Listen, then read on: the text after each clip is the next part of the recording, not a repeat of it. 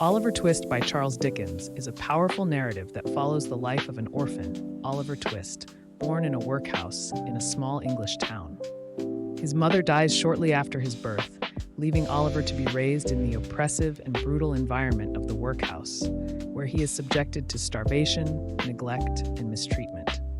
As a young boy, Oliver is apprenticed to an undertaker, Mr. Sowerberry, but after enduring further abuse, he escapes and makes his way to London.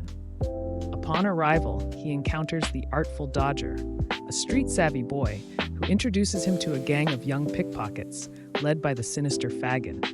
Unaware of the gang's criminal activities, Oliver is drawn into their world, but his first attempt at pickpocketing leads to his capture.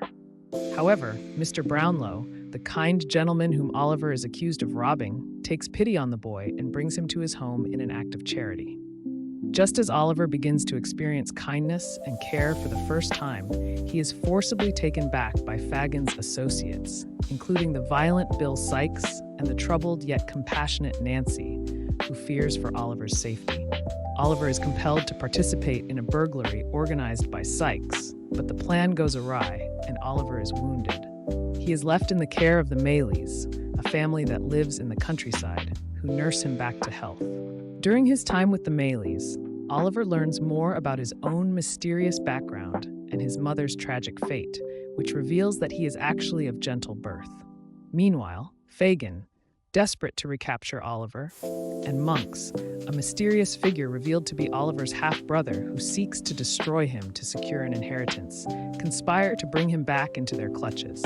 Nancy, who has grown fond of Oliver and feels remorseful for her role in his suffering, attempts to protect him by informing Mr. Brownlow of the danger Oliver is in. Tragically, Nancy's betrayal is discovered by Sikes, who brutally murders her in a fit of rage.